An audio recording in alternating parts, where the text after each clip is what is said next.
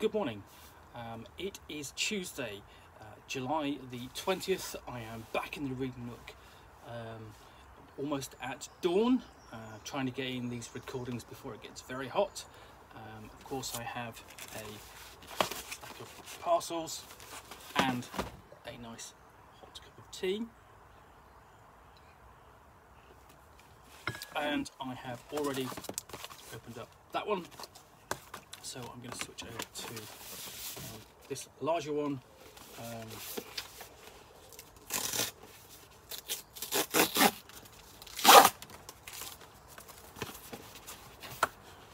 And inside there are two books. I'm going to pull one of them out.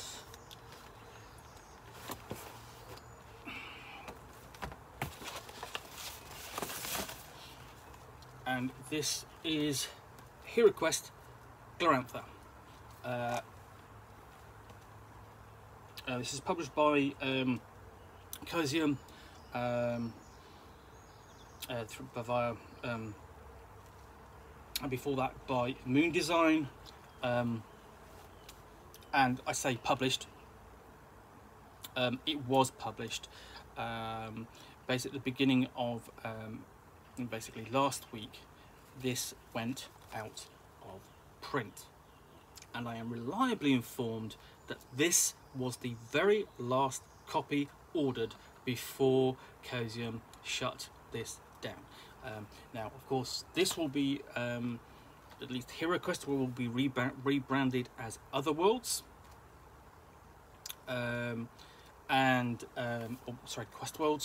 Questworlds, and hopefully there will be a Questworld version of Glorantha, as essentially the HeroQuest name has gone to Wizards of the Coast for the HeroQuest board game. So this, let's have a look. HeroQuest Glorantha, mythic fantasy role-playing in the classic setting of Glorantha. A marvellous role-playing system, HeroQuest is an innovative, dynamic and flexible narrative rules engine. It presents a simple rule system that allows game masters to run games modelled on ancient myth, epic sagas and tales of high adventure. HeroQuest encourages creative input from the players, resulting in an exciting, unpredictable narrative created through group play. A world of gods, heroes and mythic fantasy. Glorantha is the most elegant, original and imaginative fantasy setting since Middle-earth. It is a world of exotic myth and awesome magic, self-contained and unique in its creation. The existence and use of the magical and mythic realms are central to the physics of Glorantha. Here the gods and heroes guard and guide their followers, sharing magics while pursuing their own enigmatic ends. Glorantha's detailed cultures, histories and myths are shaped by gods, heroes and magic, and yet are plausible and logically self-consistent. Glorantha has been the setting for the original RuneQuest role-playing game and the award-winning computer game King of Dragon Pass. Glorantha is fully described in the Guide to Glorantha, available from Moon Design Publications. A complete role-playing game. HeroQuest Glorantha contains the necessary game systems, comprehensive descriptions of major cultures, extensive design and staging notes, an epic scenario, and an introduction to the world of Glorantha. So I have reviewed this. I do own another copy of this, which I got signed, but essentially, as I say, I thought I would grab another one because it was going out of print, and I was told that that was the last copy sold. So although there's no certificate to confirm that, but I am reliably informed. So this is quite a simple set of mechanics. Essentially, what you're doing is players have abilities, and I will show you. There's a character sheet in here somewhere. I know there's several. So here we go. So here we go. Let's just show you a character sheet in here. So you have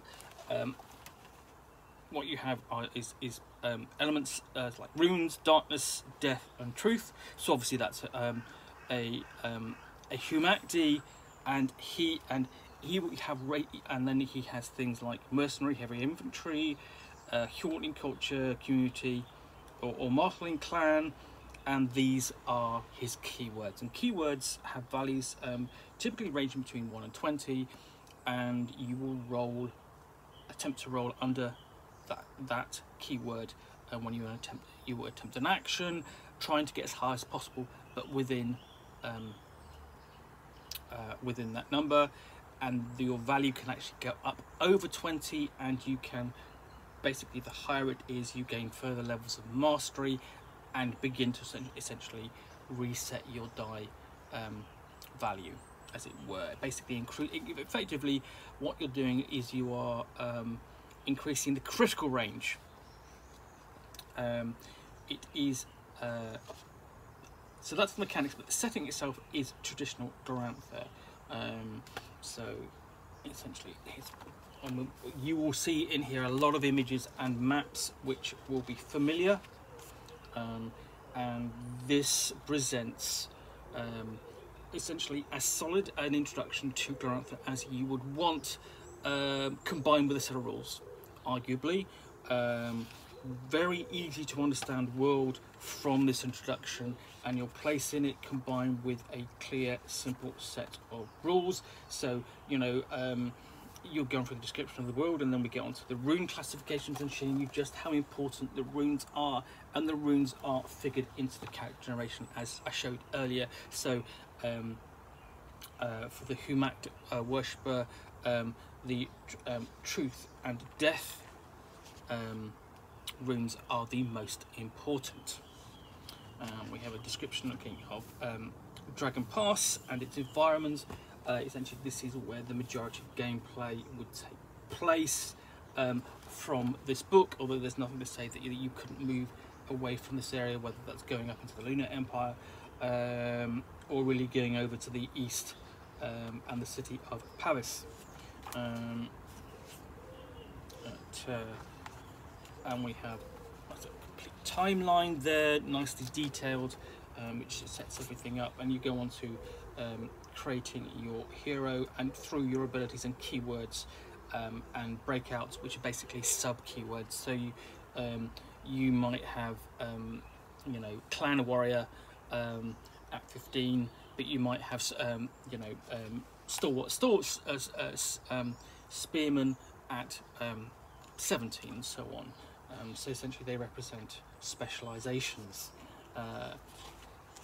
and there's a nice description essentially of the keywords and how they relate to your culture, and nice little pen and ink drawings of each of the different cultures. So, for example, you have a High Llama, a rider of the High Llama tribe there.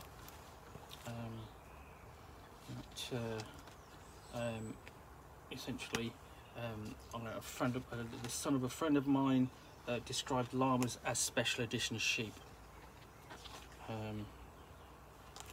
which I thought was funny.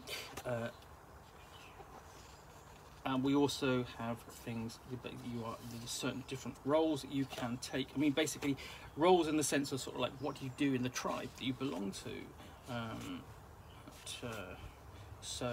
And these are backed up by NPCs. So you might be an ambitious noble, a proud thane, and these are the NPCs. Essentially, they are these are the NPCs that go through all the examples in the book. So vengeful mercenary, energetic Praxian spirit talker, curious scribe, sinister sorcerer, and so on. An explanation of the game mechanics.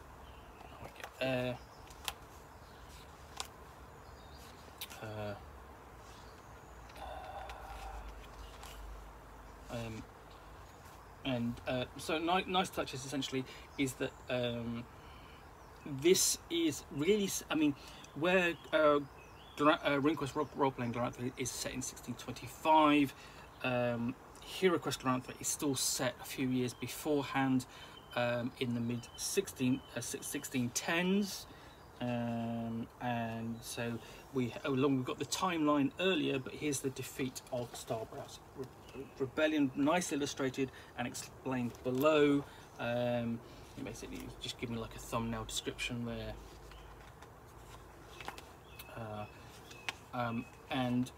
We also, as well as the explanation of the rules, we have examples, and these are quite extensive. So we have Samastina's Saga, Leaving Notchet, and this is just the start. And examples like this run throughout the book. It's really helpful just to understand the rules, because I know some people do have don't have an immediate grasp of how the rules work, because their emphasis is on storytelling, heroic storytelling, and not necessarily upon the simulationist nature of RuneQuest.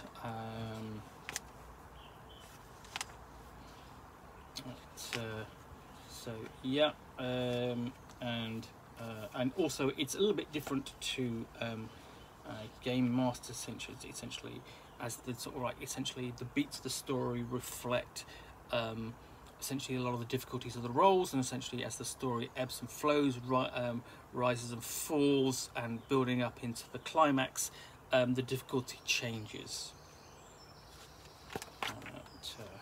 So it's said essentially, I mean, for example, Samastina's Saga, we have Battle of the Auric Hills. That starts there, so that's one page. Then we have another 2 pages, and this is fantastic. And so that's still going. And then we have the battle, essentially a breakdown of the armies and the disposition on a map, before we continue to the example. And the example, here we go. This is an example of sort of like an extended contest, and that's another 2 pages. And there's another 2, and another 2. So so you see, so that's 1, 2, 3, 4, 5, 6, 7, 8, 9, 10, 11 pages, just one example of a fantastic big event, and as essentially as that's an extended contest. Because in the main, what you're handling in this in the play is you're not doing, it's not simulations where you are doing blow for blow, clash of sword against sword, and casting of every single spell. You are simply, you might in general you want to hit the story beat, i.e. you have a clash, whether that's social or physical or combative, or with an NPC, or between a couple of player characters, and that's over and done with in one go. Essentially, you make the roll, you sort it out, you tell the story, you move on. An extended contest becomes is like that, a series of beats, individual elements for the most part, and you can so they become more epic. So we move on, and I guess covering all the rules, and then we have also important, defining Glorantha communities,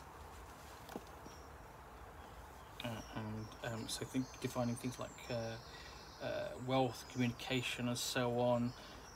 It's got a couple of sample communities, and it's tying into how to tie the community into the story with a good example. Samastina's Saga, the Siege of Notchet.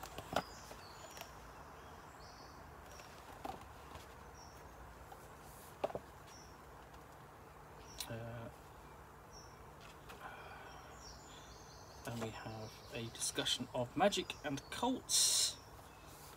Again, good introduction to the subject, and so there's also the wisdom of the shaman, more useful background information. And again, you know, a lot of this will be, as is the way of sort of the case with role-playing games dedicated to Glorantha. It will be sort of superseded by a new edition and updated. We have a list here of the gods of Dragon Pass, just some of them.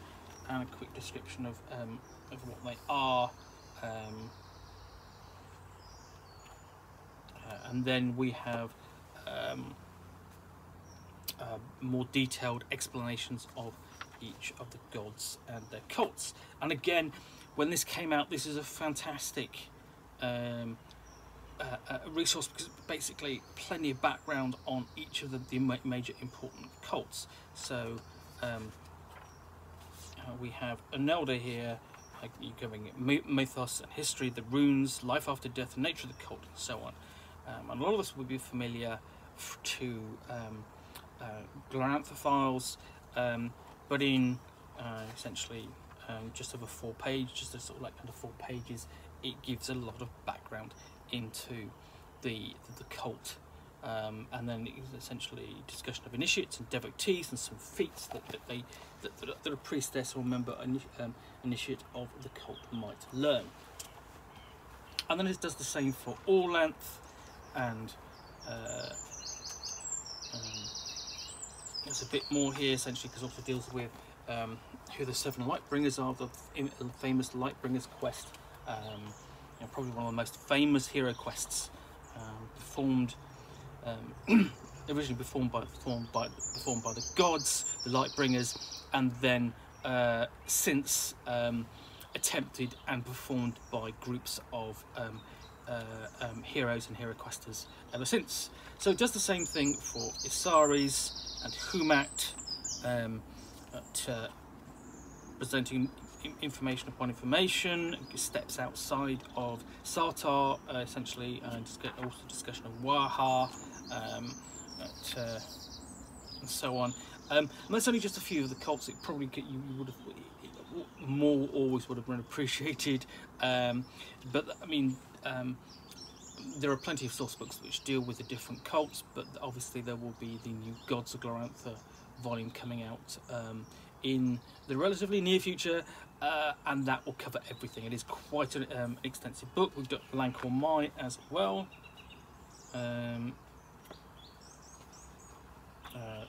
So yeah, just so it switches to the description of sorcery before it goes on to Lancor Mai, which it sort of makes sense. Then discussion of lunar magic, which is radically different to in general to the magic of Hjortlings and Sartar. So, and this basically, what's interesting here is you have a different point of view presented with the from a lunar priestess, and what lunar priestess, what they think of what's their point of view, because in a lot of cases the point of view of the character, this book is from that of a Sartarite. So following that, we have a discussion of the 7 Mothers cult, which is very popular cult in the lunar provinces, and it's one that is proselytized beyond the borders of the Lunar Empire. So you will still find many worshippers of 7 Mothers in Sartarite lands, even following the Dragon Rise. Many of them are unhappy about it, the situation, and exactly what's going on, basically with the ousting of the Lunar Empire from the region. We've got discussion of hero questing, which is an important feature of the game and setting. Essentially, hero questing allows characters to explore and reaffirm mythic stories of actions performed by the gods, and player characters can gain stature and powers equal to sort of like approaching that of the gods, even on the mortal plane. And it's an important aspect, certainly for many characters. Essentially, and NPCs, they may well need to perform hero quests to confirm their roles in cults, affirm their roles in society, and essentially it's also sort of achieve certain things, you know, gain power sufficiently enough to defeat their enemies and the like. And discussion of elimination as well, which is essentially a true understanding of the nature of the universe, and is always a contentious a subject among certain parties. Others have no issue.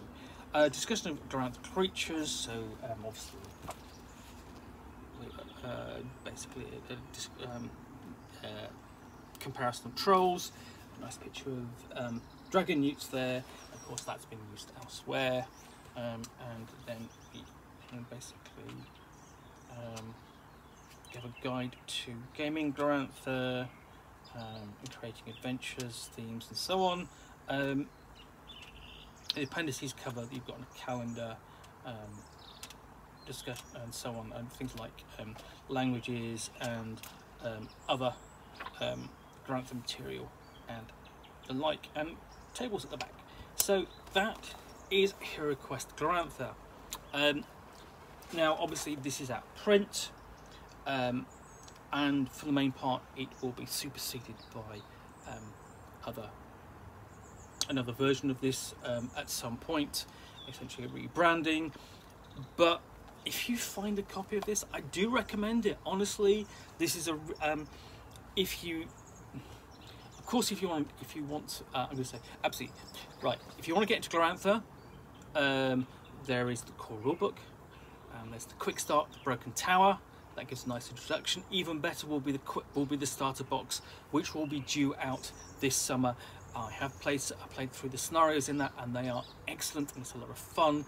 And you will have seen the videos of what's in the box, and you will be thoroughly impressed by the amount of gaming content and background material you will get in that starter set. It is a bargain of that, you know, I can assure you. But this is still worth getting because it provides a nice solid foundation to the setting. Even if you don't play it, there's plenty of background material in here, and also it means that you can play the campaigns which are available in some of the other content, the other books which are also available for HeroQuest. Now, all of them are out of print. Okay, can't emphasize that all of them are out of print, but you can find them on eBay, and basically they add to the setting and develop it, of course, in an earlier period than RuneQuest role-playing in Glorantha, but that doesn't mean they're any less valid in terms of gaming. So I'd probably recommend The Coming Storm, which is available in 2 parts. Again, I've reviewed both parts, and the campaign is excellent. That is actually set in the early part of essentially it's set a few years before the Dragon Rise, about 6-7 years before Dragon Rise, in sort of like 1618, 1619, 1620. That's in 2 parts. I've reviewed that. That's worth getting if you can find a copy. Again, out of print. Also, things like King of Dragon Pass. Basically, there are a couple of nice supplements there that add more information. Again, out of print. You will have to track those down, and I can't necessarily vouch for the prices, consequently. In the meantime, HeroQuest Glorantha, thoroughly recommend it. This will go on my shelf. It's not often I get, you know, basically somebody said, "Oh, you have the last copy." That's fantastic. It's just a piece of gaming ephemera, as it were, but a bit of knowledge. But in the meantime, I do hope you've enjoyed this unboxing in the Nook. So if you have, please do click the like button down below. And if you have any comments or feedback, then do add those. Do appreciate the time you take, and I do respond as well. And lastly, if you want to be alerted to yet more unboxings in the Nook, where you will see me with parcel, book, and a nice hot cup of tea, then please hit that subscribe button. I appreciate you taking the time to watch and and coming back to see more. In the meantime, thanks again for watching. I'll be back again soon with another unboxing in the Nook. Bye for now.